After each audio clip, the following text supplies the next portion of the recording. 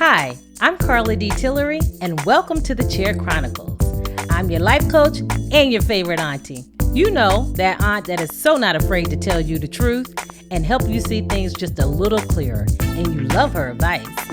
Well, as a certified life coach with over 2 decades of experience, I'm very passionate about helping you find your happiness. So pull up a chair and let's have a talk.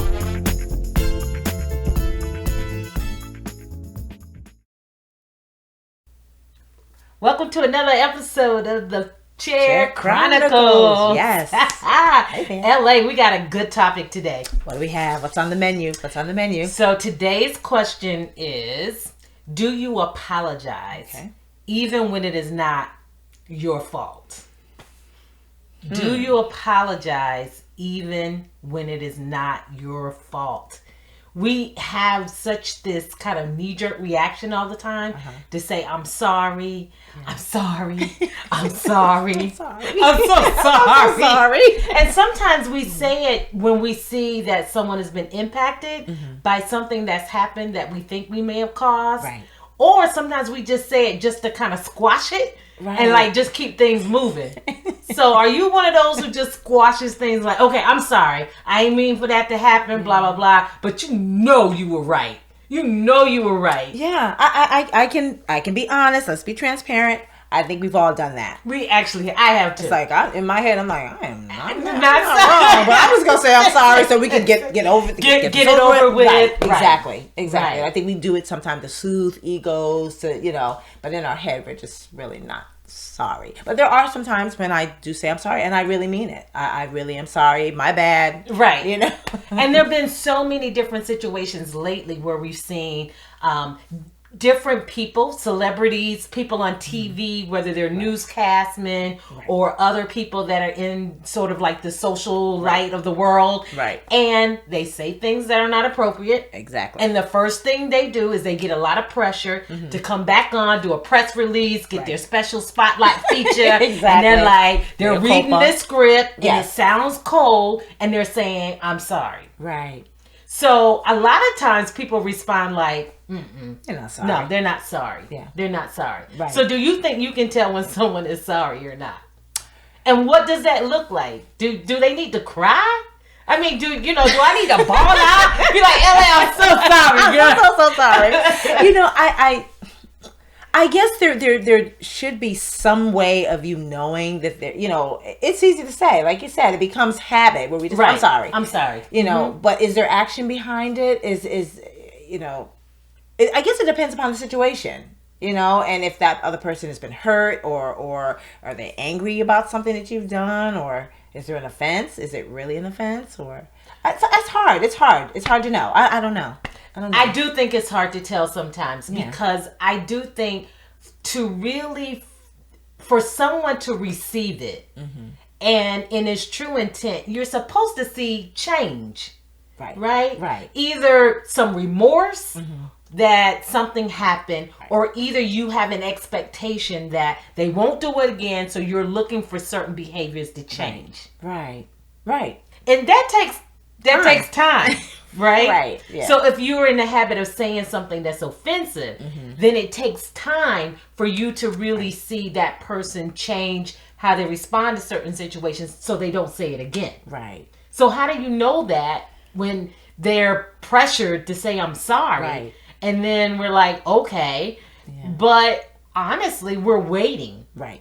We're waiting for a period of time to see if they really meant it. Because is it authentic? Is it you're saying you're sorry because you were caught? Right. Getting caught and busted will force I'm sorry so quick. Right. Or you really meant what you said and you're just, like you said, you're just doing that to appease the person. So is that being truthful? Is that being honest? Well, there are some therapists out there that say we overuse the word. There are some that will guide us to say, I apologize, as opposed to saying, I'm sorry. Right.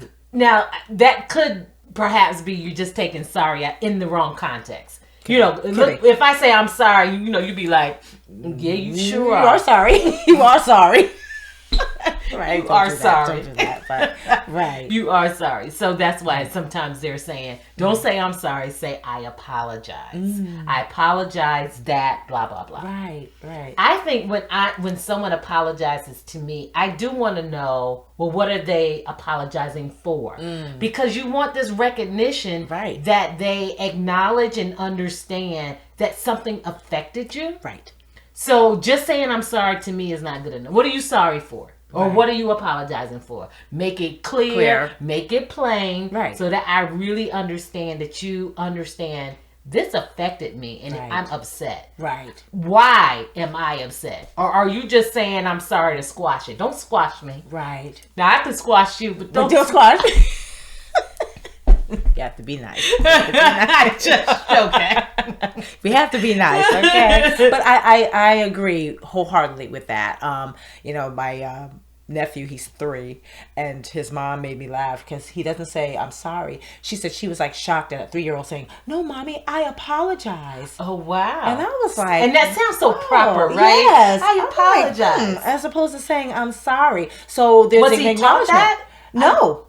No. Wow, that's interesting. No. And so I think there's an acknowledgement, okay, I've done something I shouldn't have done. You're not happy about it. So I'm not going to do that anymore. So I think, like you said, the terms I'm sorry as opposed to I apologize, are they interchangeable? Do they mean the same thing? Right. But I think there's some nuances. I think there's some differences. There are some differences. And I think, without looking them up to try to understand the true definition, I think people put a certain preference on one word versus the other, right? Okay. Sometimes saying, I am sorry that I did this.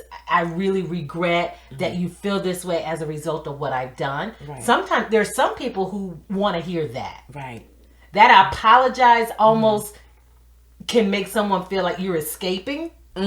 Okay. Yeah. And then others will feel like you're taking ownership. Right. So, I think the words have been used interchangeably. And I think if you don't dig deep to really understand the true definition, you probably have your own preference. Right. Right. And I think at the end of the day, like you said, it's an acknowledgement that you hear the other person, that you're acknowledging how they feel about it. And even if you didn't mean something in a certain way and it just came across where you've hurt somebody's feelings, I'm sorry, I didn't realize that I hurt your feelings, or, acknowledging, like you said, acknowledging what the issue or what the problem is. But it also is another way of comforting someone, saying, I'm so sorry for your loss, or I'm sorry that happened to you. So it's saying, I'm here for you, I understand. And I feel what you're feeling. I might not have gone through that, but I can empathize with you. Right. And so some people say that saying I'm sorry in that situation when you're trying to show sympathy, right?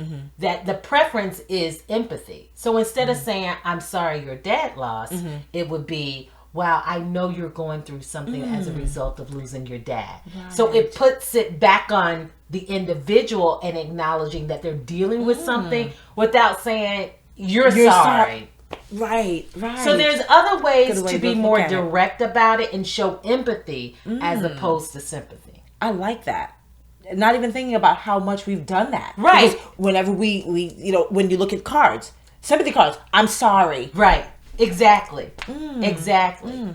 And so sometimes it's like, well, what are you sorry about? Like in certain situations because you had nothing to do with it. Right. It wasn't in your control that I lost a family member. So it's like, I understand that you're probably dealing with a lot right now as a result of losing, so-and-so.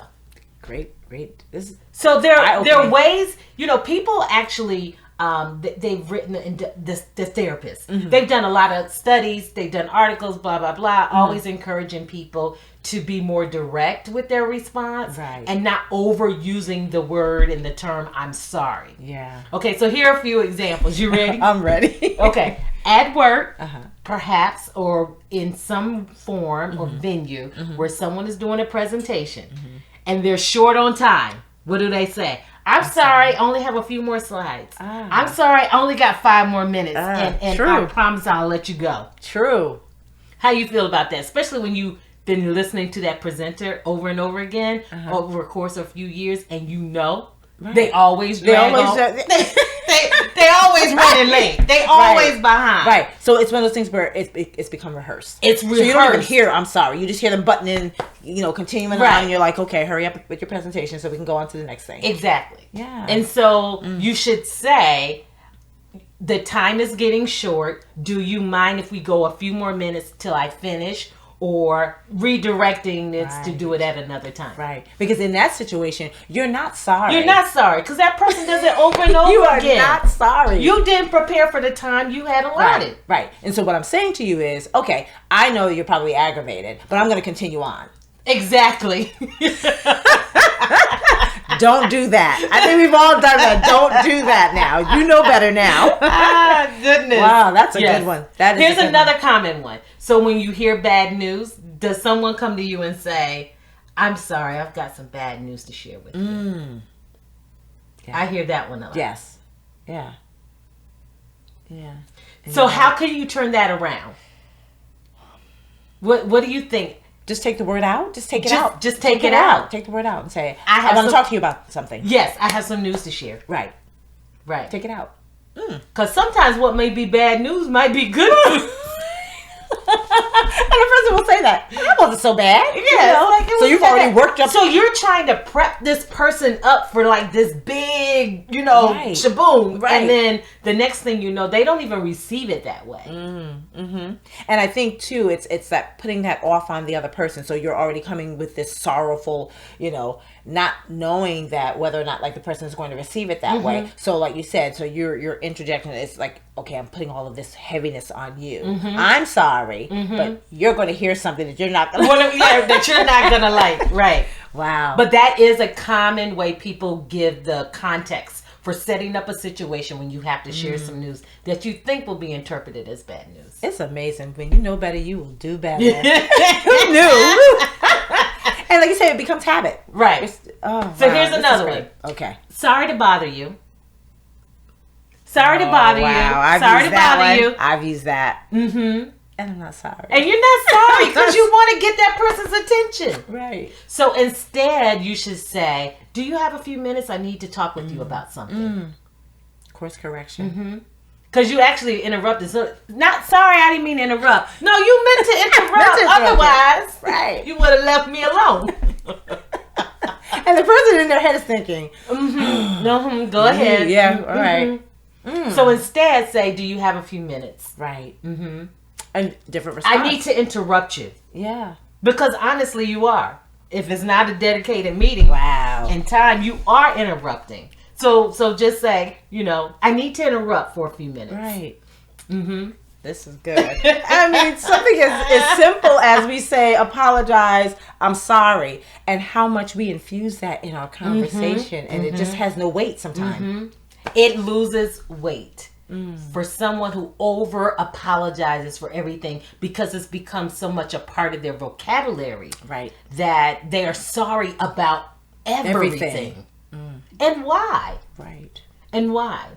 Where did you pick that sort of vernacular up where it is just a part of your vocabulary that every action you take that you're sorry for? Right. And I think by doing that, I think you automatically go to a negative space. If you're always apologizing. If you're always apologizing. Sorry, I'm sorry. Guess what it does? It affects your esteem. Yeah.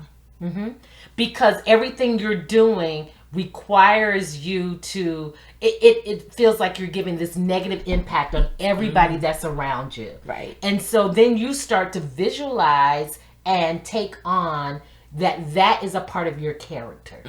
That is negative, that people are not ready to embrace it, that is hurtful, that is painful, that is distressed. Because that's what saying I'm sorry is, a state of being like in distress about something. It's regretting. Wow. And so your being is regretting its existence. If everything you do, you couch it as I'm sorry. I'm sorry to bother you. I'm sorry to interrupt. I'm sorry I did that. Wow. So how do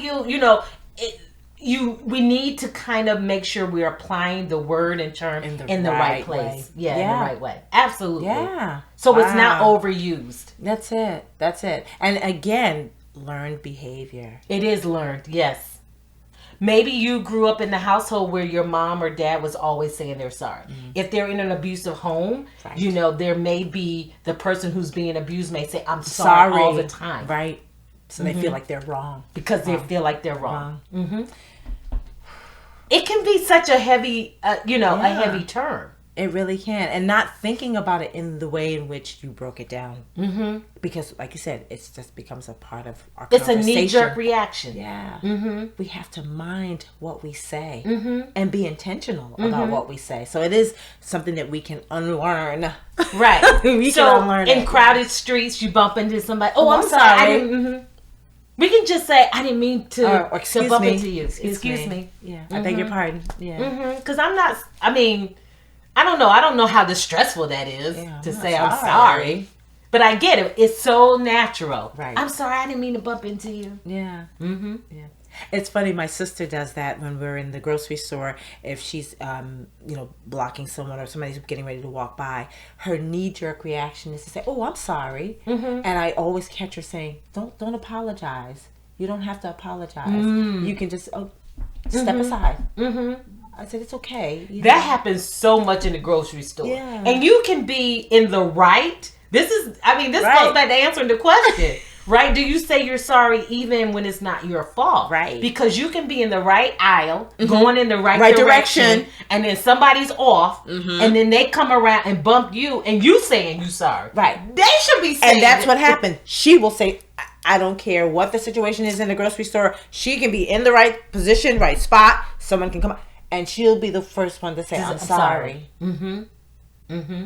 Absolutely. Yeah, it's really interesting. So we should be more thoughtful and intentional about how we use the term. Yeah. And in exploring whether we should say, I apologize versus I'm sorry. And I think like you said, it's about the situation. And again, look at other words that you can use that convey the same thing, but not in such a heavy negative light. And I think that has even more power to it. Yeah. So a lot of times on the job, when you have something that's due and you're late, what do you say?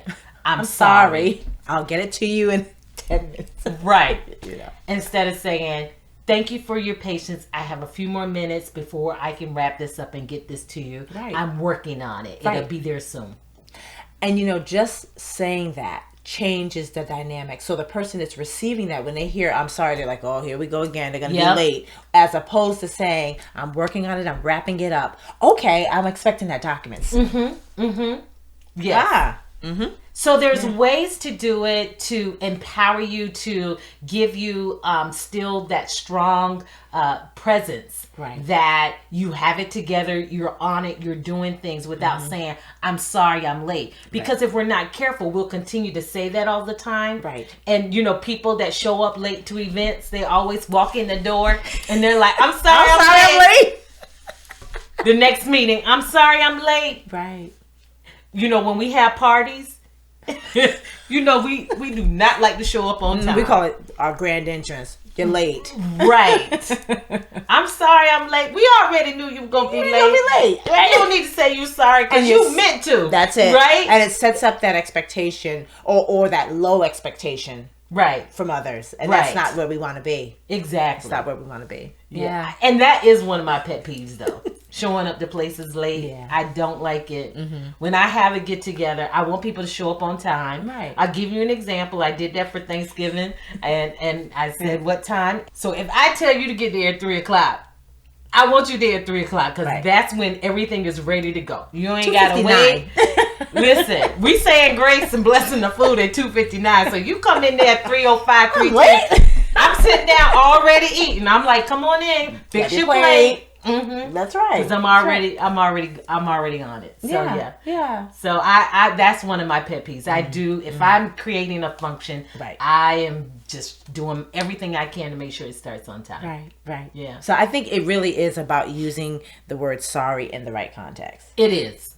If you have offended someone, if you've spoken out of turn, if you are adamant that you're right about something and it turns out that you're wrong about it, you owe someone an apology. You owe them, I'm sorry. I'm sorry about that. And if you know that is a part of what you do anyway, right, and you're not changing, stop saying I'm sorry. Because you're not sorry. Because you're not sorry. You're not sorry. You're not sorry. That's when you want to just get people away from you and say, okay, let's just drop it. If you late all the time, stop saying I'm late. I'm sorry I'm late. You're not sorry. You're not sorry. You're going to be late the next event. You're going to be late the next event. And you're going to be late the next event. So just don't say it. Because then people start to look at you and just, and it just doesn't carry any weight anymore. Right. Because they know you're not sorry. Exactly. So watch out how you use the word I'm sorry. Yes. And I apologize. Right. Make sure it's real and authentic. Yes. And if you really mean it, then there should be either a change of heart, really, if it's an action or something that you're causing. Right. Right? Yeah. And if it's a situation that is out of your control, you don't need to be sorry about it. Because you had nothing to do with that. Right. Just express how you feel that your friend or whoever it is you're talking to is going through that situation. Very good tips. All right. I love it. So tell me what you think. Are you sorry? Even when it's not your fault? Do you use the word all the time, even when you don't need to? Listen, we want to hear from you. Be sure you talk with us in the comments or chat with us, and we would love to hear from you. As always, we want you to stay tuned and stay connected on The Chair Chronicles. That was a good one.